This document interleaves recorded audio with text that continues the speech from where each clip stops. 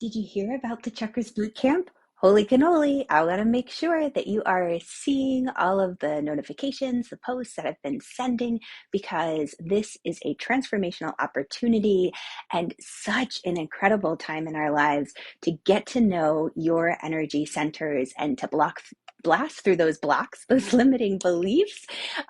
We are in a very, very special time. That's why I wanted to bring in a little bit of the energy weather report with this Chakras Bootcamp sharing. So if you haven't heard about it and you have questions, definitely drop them in the comments below. Feel free to message me because the chakras are something that I've been playing and working with since the mid 90s.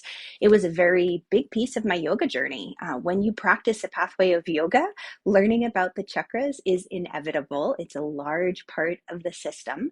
So for me, this journey with the chakras has been an adventure because I've been able to experience it on a physical level, an emotional level. So if you've been in a yoga class and people say, oh, hip openers, bring out the tissues, here come the tears. And it's not just because it's physically intense, but there's an emotional release because you're activating your second chakra where a lot of emotions are stored.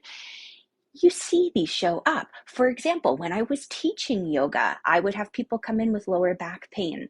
That was an area of specialty for me, the lower back and the shoulders. I basically kind of joke that I did my doctoral thesis on the lower back and the psoas when it comes to yoga, and then the shoulders as well. They were a big part of it. But not that there's a doctorate in yoga right now here in the pathways that I was studying. But for me, what I discovered was when I started asking people about their lives, because we'd clear it physically, and then the physical pain would pop back up again. So we'd look at their patterns. What are you doing? What's the repetitive behavior? And yes, there's physical things, long time sitting, not stretching after exercising, like cycling.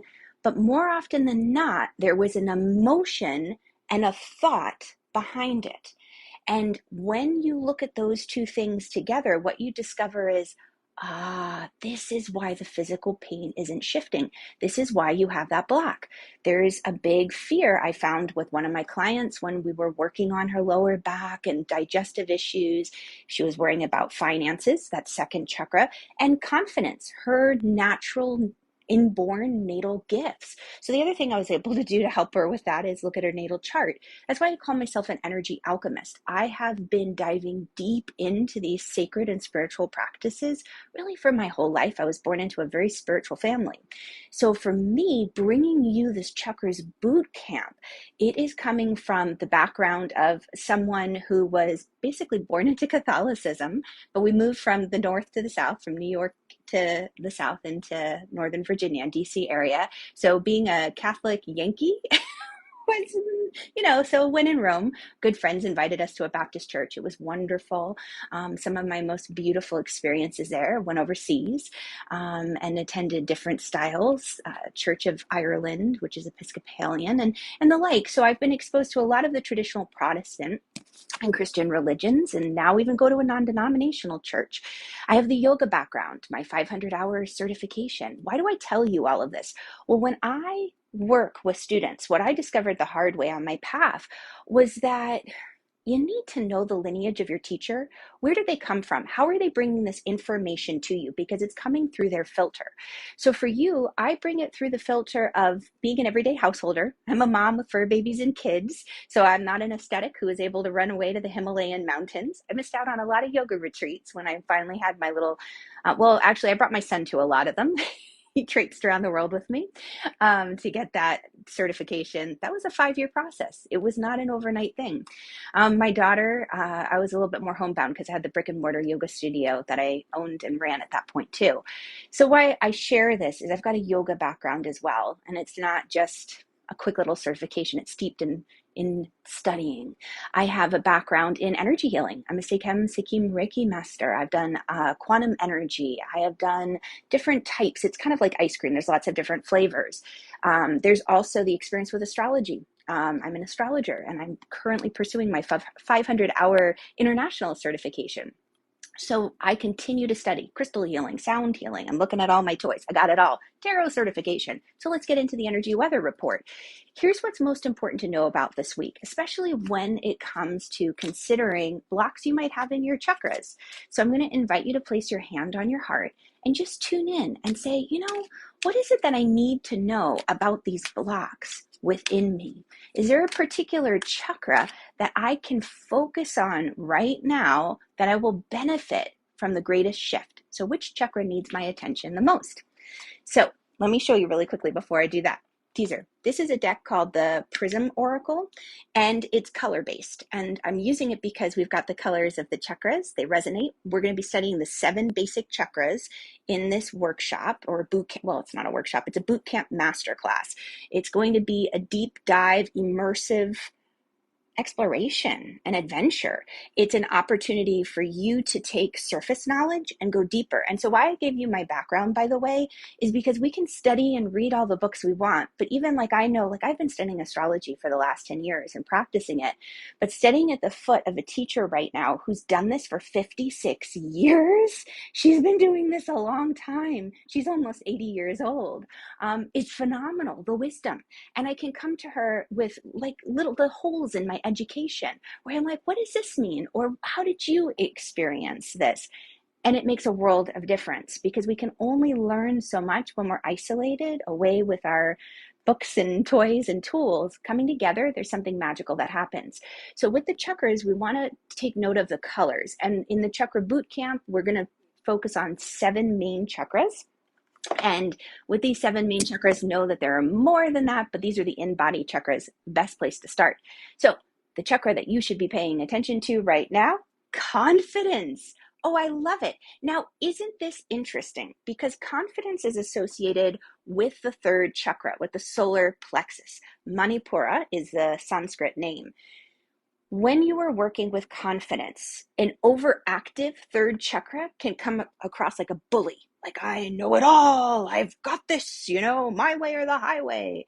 When we are lacking, and P.S., you might see that as a physical representation on somebody as like a big belly. Not that everybody who's overly confident and a bully has a big belly, but there's sometimes a tendency, they might even kind of push with their belly.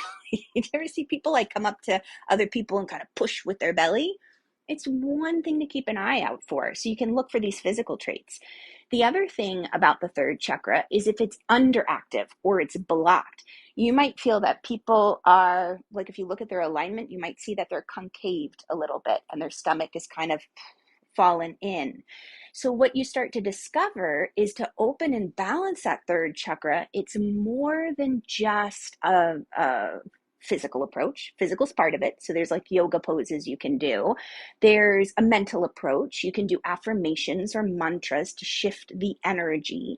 There's an emotional aspect that you can tie in with color and with sound, vibration. There are spiritual aspects. When you look at the ancestral lineage, did you grow up in a family that cheered you on and said, yes, you've got this, go for this? Or were they always kind of putting chinks in your armor and saying, oh, you have a big head. What makes you think you can do that? Or, not such a great idea. I wouldn't if I were you. Listen, you have come here to walk a very specific path and you have a very specific mission and purpose. And it might look very different than your family. And it's hard to go against the grain. There are energetic. The way that I usually say it is like this. I'll tell it with a story. You know that old sing-songy rhyme about first comes love, then comes marriage, then comes mama and the baby carriage.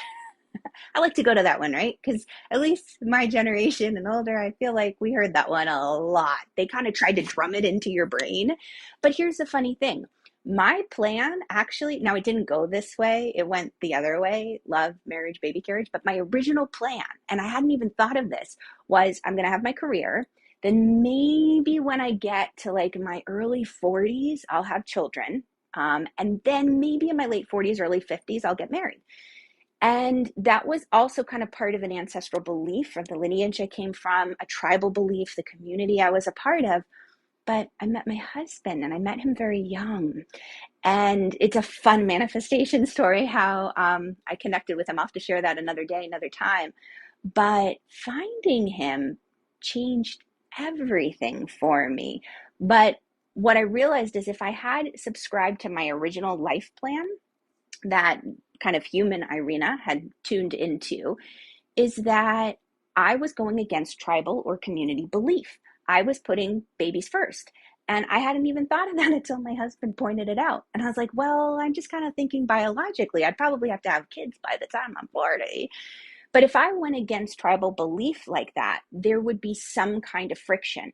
Even now, this work that I do, where I truly feel that I am a channel, a messenger, a guide, a connector right now to just help people find their vibration, their alignment to source, to God, to divinity, that could be seen by many faiths that I have been a part of as not good. I mean, heck, even using an oracle deck, the people at my church would be raising their eyebrows.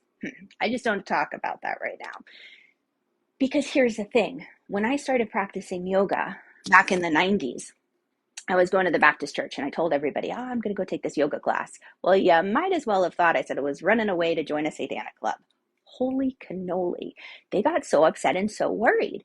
But then fast forward a decade or two forward, and then you have practices like Christian yoga.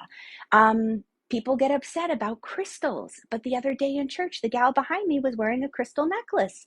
So it's like, okay, sometimes it's all about understanding the language in which we're communicating with the heavens. And if we have these ancestral blocks or old out of, I say this with great mindfulness, so I'm tuning in. Because here's the other thing. I'm going to pause that for a moment. These trainings that I'm sharing are very sacred to me. They come from a sacred tradition and ritual.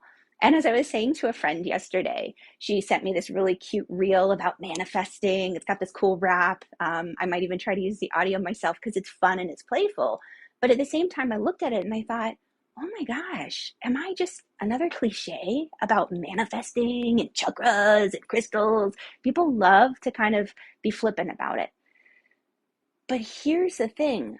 I feel that happens because there have been people in their journey in an effort to make it more accessible, to make it so playful and so lighthearted that it takes the sacredness and the tradition out of it. The other thing too is think of it like this. I'm always a big one for adventure, but I think about it, there's such sacred knowledge around us. But if you don't have the training to understand it, you won't gain access to the true depths of the teachings. They'll be hidden from you. It's kind of like, we used to talk about this ages ago. I can't remember when, but like reading a sacred text. So I've got like a million around me right now, like, because I've been playing, but let's say this one of my astrology books that I like. Reading these sacred texts, you could read them and they totally wouldn't resonate with you. You could say a mantra in Sanskrit, like Om Mani Padme and it wouldn't really make a shift for you. You're like, it doesn't really change anything. But here's the thing. It hasn't been, there's two things. One is the sacredness of the teachings might have been withheld from you. The other thing is that the student has to be ready. That if you're not vibrating at that place where you can receive, because you just don't know how to get there, you haven't had a teacher or a guide, what in the yoga tradition we call a weighty one, guru translates into weighty one. If you haven't had a weighty one to say, oh, here's the tone, here's how you find your pitch, then it's challenging to get there on our own. Think of it like a yoga class. Many people, when I taught back in the day, they couldn't reach their toes, they couldn't do a forward bend. So you don't leave them hanging there, hurting their heart and their pride and body and feelings. Instead, you say, oh, hey, listen, we're going to bring a chair over. So in the beginning, bend your knees, stick your butt out, place your hands on the chair. Over time, they can reach down to blocks. So you have these tools to help you get into that certain place. It's about coming into alignment. And that's why I feel like the Chakras Bootcamp is so vital right now, is that when you bring your chakras into alignment, when they are vibrating at their fullest and brightest, everything becomes so much easier in the world. Now, does it take away all the hard stuff? Is it like this miraculous pill? Well, no, there still can be challenges and hard times, but you approach them differently. You don't take them in the same way. There's an ability to stay connected to hope and faith so much more easily, and to stay connected to your friends in high places, your angels and your guides, and receive that information. So with all of the things that are happening right now in the energetic weather, with planets in retrograde, with magical, beautiful portals that are opening up, and I say that with great playfulness. That's the other thing too. Side note, I feel like this is kind of like personal time. You and I kind of getting a chance to chat in some ways. So definitely leave things in the comment, because it feels like a one-way chat right now. But I'm very careful not to use that word magical, because I feel like, again, it might take away from some of the traditions that I've been a part of. Not to, how do I want to say? I want to hold all traditions with great respect. And at the same time, my traditions, they come from a lot of the spiritual practices within traditional Christian-based faiths, yoga, spiritual training within different lineages like Reiki, and with quantum and crystal and sound and tarot. And I've learned from incredible teachers. I've traveled the world to sit at their feet and to gain this wisdom so that I could pass it to you. And it's beautiful now. The internet has given us this opportunity to really transcend the physical location and connect all around the world. So with this Chakras Bootcamp, it is an immersive experience. It's kind of like, I love the French language. I love speaking French. I love following people around who speak French so I can listen in on their conversations. So it's kind of like that, in the sense of, when you're learning a foreign language, you find that it's great to, you've got your books, your textbook, be in the classroom. But when you actually get out there, and let's say you live in that country for a while, you're immersed in the experience. Wowzers, all of a sudden, you have a greater ability to learn. So, what I want to say, and you soak it in that much faster, is that this is immersive. It's not going to be dragged out over a long time. It certainly could, but the idea is, I want to give you these very short, digestible practices. You'll get an email each day with the little videos. It'll take you 10 to 15 minutes to kind of take a look at it, play and practice. You've got detailed workbooks that go with it, quizzes to double check yourself, figure out, is this chakra really out of balance? And then there are optional things you can also purchase if you want. You don't have to, they're not necessary. I do find it's nice to have a pendulum. That's one tool. The other thing I mentioned is this little crystal travel chakra kit. It's like $10 off Amazon, or $11, 10 and some change. And the reason I like it is that it comes with a little pendulum, and then also has a little cheat sheet card of the chakras if you're still brand new to them. And in the little chakra kit, you have a crystal that corresponds with each chakra. And you can use this as a proxy to check your chakras. And I'll be teaching how you can do that with this, or with whatever tools you have on hand. The other thing is a Prism Oracle deck. That's nice. The links for these things are up above. They are little affiliate links. I'm trying those for the first time, so I get a little compensation if you use those links. But know that when it comes to confidence as you're moving into this week, one of the things that I encourage you to do is put on some music that picks up your spirits. And it's so funny, because I was asking for a practice to share with you, and I got the Katy Perry Roar song in my head. Is it like I can't even remember the lyrics, but Katy Perry's Roar song, or another one that pumps up your energy and gets your solar plexus active. Nice thing about singing is that my mom was a singer. She studied that.